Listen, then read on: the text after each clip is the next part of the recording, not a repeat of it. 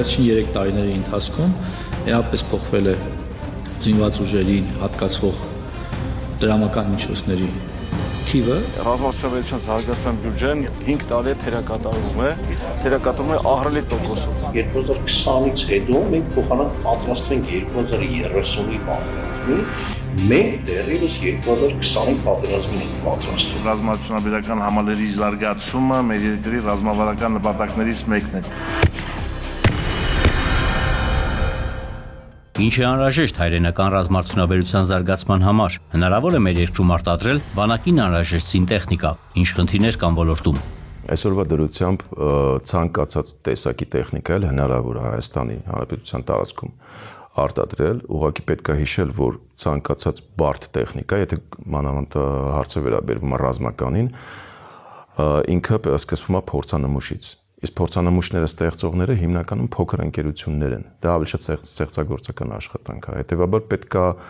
հավասար պայմաններ պարտադիր ապահովել բոլորի համար։ Մեծ ընկերությունները եւ փոքր ընկերությունները պետք է գտնվեն հավասար պայմաններում։ Այսօրվա դրությամբ, եթե օրինակ Պաշտպանության նախարարությունը հարկավոր է ինչ-որ տեխնիկա, պարտադիր պետք է մրցույթ հայտարարվի, ճիշտ է փակ հարտակում բոլոր գրանցված ընկերությունների մեջ, բայց պետք է զանգեն ընկերությունների տնօրեններին, ասեն, այս հենց մեծ տեխնիկա է հարկավոր, այսքան գումար, այսքան ժամկետ։ Այն ընկերությունները, որոնք արդեն մատակարար են բանակին, հա, նրանք չպետք է, ասենք կոպիտ ասենք, նեղեն են փոքր սկսնակ ընկերություններին, որպեսզի լինի առողջ մրցակցություն։ Առաջի խնդիրը ես նշեցի դա այդ հայտարարումն է պատվերների, հա։ Իսկ երկրորդ խնդիրը, օրինակ շատ բարդ խնդիր է, երբ որ սկսում ես ինչ-որ պրոյեկտ եւ ներմուծում ես բազմաթիվ մասեր արտասահմանից Հայաստան, որ սկսես այդ ռոբոտը օրինակ կառուցել, մաքսային ծառայությունը այնքան է բարդացնում այդ մաքսային պրոցեդուրները, որ ընդհանրապես հնարավոր չի դառնում աշխատանքը շարունակել։ Օրինակ Ամերիկայի նման հզոր երկիրը ընդհանրապես ռոբոտիզացիային վերաբերվող, ռոբոտներին վերաբերվող մասերը չի մաքսազերծում։ Նույնը պետք է պարտադիր արվի մեր մոտ։ Միջև դա չարվի, ես չեմ հավատում, որ լուրջ զարգացում կարող է լինի։ Հաշվի առնելով տեխնոլոգիական զարգացման ներկայիս տեմպերը, ինչ արմատական փոփոխություններ են անհրաժեշտ ռազմական արտադրության ոլորտում։ Եթե մենք վերցնում ենք էլի ռազմականին վերաբերվող ժամանակակից տեխնիկաները, դրանք դրոններն են, որտեղ դասական տեխնիկաները մենք չենք կարող մրցակցել, շատ հզոր ընկերություններ կան արտասահմանյան, հարյուրավոր տարիների փորձ ունեցող, մենք չենք կարող մրցակցենք, բայց նոր դրոնների ոլորտում, երբ որ համեմատաբար 20-25 տարվա պատմություն է, հա, մենք այդտեղ կարանք լուրջ մրցակցություն ցուցաբերենք եւ շատ կարեւոր է այս տարի եւ մյուս տարի, այս մոտակա 2 տարվա մեջ, ասենք ասենք հեղափոխություն է տեղի ունենալու արհեստական բանականության ծրագրերի հիման վրա, այդ ծրագրերը մտնելու են այդ դրոնների մեջ եւ դարձնեն նրանց լրիվ ավտոնոմ, այսինքն օպերատորը ուղղակի առաջադրանք է տալու, դրանք ինքնուրույն կատարեն այդ առաջադրանքը, որը որ նրանց էֆեկտիվությունը նույնիսկ 10-պատիկ չէ, հնարավոր է 100-պատիկ ավելացնի եւ մենք այդ գործընթացից չպետք է հետ մնանք, դա շատ կարեւոր է։ Շատ լուրջ ուշադրություն պետք է դարձնել այդ ծրագրերին, որոնք որ դարձնում են դրոնը լրիվ ինքնուրույն ռոբոտ, ավտոնոմ։ Ինչ դեր ունեն ժամանակակից պատերազմներում մարտական ռոբոտները, անօդաչու թռչող սարքերը, որքանով են արդյունավետ օրինակ ռուս-ուկրաինական պատերազմում լոգիստիկ, մարտական խնդիրները լուծելու նպատակով կիրառվող մարտական, բեռնատար, ականակիր ցամաքային դրոնները։ Միջև մենք մի հատ համեմատություն չանցկացնենք դասական զենքերի հետ, մենք չենք կարող պատկերացնել ինչքան ավելի էֆեկտիվ են ժամանակակից դրոնները։ Դասական զենքերն են դրանք, ասենք տանկերը, հրետանին, ինքնաթիռները, ուղաթիռները, դրանք հիմնականում ստեղծվել են 20-րդ դարում։ Շատ թանկարժեք տեխնիկա է, յուրաքանչյուրը արժի մոտ մի քանի միլիոն դոլար։ Դրոնները շատ ավելի էժան են եւ շատ ավելի էֆեկտիվ են։ Օրինակ, եթե սկսվում է լայնածավալ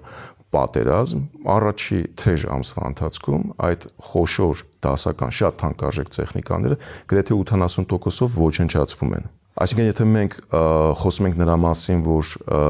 էֆեկտիվ պատերազմ վարենք, մենք պետք է հաշվարկ անենք, կոպիտ ասած,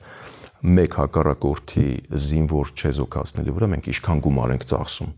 Եթե մենք հիմա հաշվարկ անենք թե մեր 20 թվականի պատերազմի դեպքում, թե ուկրաինական պատերազմի դեպքում, մեկ զինվոր ոչնչացնելու համար մոտավորապես ծախսվել է 300-ից 400 հազար դոլար գումար, հաշվի առնելով այդ թանկարժեք դասական տեխնիկայի ոչնչացումը եւ հաշվի առնելով զինվորների մարդկային կորուստները, որի փոխհատուցման համար շատ մեծ գումարները ընտանիքներին փոխհատուցվում։ Օրերս ազդարարեցիք, որ պատրաստ է մարտական Սկորպիոն ռոբոտի կատարելագործված տարբերակը, ինչ կոնկրետ մարտական խնդիրներ կարող է այն լուծել։ Այդ ցամաքային դրոնը, Սկորպիոնը միտք ունի հենց մարտական գործողություններ վարելու, ոչ թե բազմաֆունկցիոնալ, ինչպես օրինակ ասենք ռուսական, էստոնական, ուկրաինական բազմաթիվ ցամաքային դրոններ են կատարում, այսինքն մեր Սկորպիոնը շատ մարդու չափսերին համեմատական դրոն է, բայց 600 կիլոգրամ քաշով շատ գերամուր պողպատից կառուցված, այսինքն նա նախատեսված է զուտ մարտական գործողություններ վարելու համար, այսինքն մարտի դաշտում փոխարինել զինվորին, իսկ զինվորներին պլանավորվում է այդ մարտավարության դեպքում ընդհանրապես բերել 3-4 գից ավելի երկրի խորքը։ Եվ հենց սկզբունքը դրանում է, որ այդ դասական զինատեսակները, թանկարժեք տանկերը, ինքնաթիռները չոչնչացվեն եւ տենց մեծ ծախսեր մենք չունենանք, այսինքն առաջնագծում լինեն ոչ մարդիկ, ոչ թանկարժեք տեխնիկաներ, այլ լինեն միայն ցամաքային եւ օդային դրոններ, որոնք որ են ամենածանր սև գործը կկատարեն։ Եվ վերջին հաշվով այդ հաշվարկի դեպքում մենք կատարել ենք նույնիսկ այդ հաշվարկը, մոտավորապես ստացվում է, որ մեկ հակառակորդի զինվոր չեզոքացնել են, մենք ծախսում ենք $1000, ոչ թե 300,000։ Այսինքն ահռելի տարբերության մասնախոսք է գնում։ Ինչու պատկան կառույցները մինչև օրս չեն պատվիրում Սկորպիոն մարտական ռոբոտը։ Եթե պաշտպանության նախարարի մակարդակով անձնական ցանկություն լինի նրա մոտ աջակցել եւ ընթացք տալ այդ պրոյեկտին, շատ կարճ ժամանակում դա հնարավոր է իրականացնել։ Մենք 4-5 տարի արդեն չենք ակնհայտ չէ պատասխան չենք ստանում, բայց տարբեր բարդություններ են առաջանում, հասկանում եք, որոնք հաղթահարելուն կարող է եւս մի 2 տարի ժամանակ պահանջել։ Թղթաբանական մի ժամանակ ինչ որ մի ժամանակահատված ֆինանսավորվել է պետության կողմից այս պրոյեկտը, հետո դադարեցրել են, վերսկսել արդեն իրավաբանորեն չի թույլատրվում, սպասում ենք ինչ որ նոր օրենքի ընդունման։ Որն է արդյունավետ՝ գնել մեկ հրթիռ, թե մեկ մարտական ռոբոտ կամ անօդաչու թռչող սարք։ Բերենք Ռուսաստան, Ուկրաինայի օրինակը։ Ռուսաստանը ամենամեծ երկիրն է, որ ունի ամենամեծ քանակով հրթիռներ։ 4-5 տարի նա ամբողջ իր հնարավորություններով գնդակոծում է Ուկրաինան, բայց էական փոփոխություններ մարտի դաշտում չեն եղել, այսինքն յուրաքանչյուր հրթիռ արժի մի քանի միլիոն $, մեկից եւ ավելի միլիոն $, դե պատկի ինքներդ գնահատեք, իմաստ ունի այդ թանկարժեք։ Միացած կոպիտ օրինակ բերեմ, ոնց որ առաքիչը Ford Transit մեքենա գնելու փոխարեն գնի վերջի մոդելի Rolls-Royce եւ անի իր գործը։ Ամբողջ աշխատավարձը ծախսելու է այդ մեքենայի սպասարկման վրա։ Ցամաքային եւ օդային փոքր չափի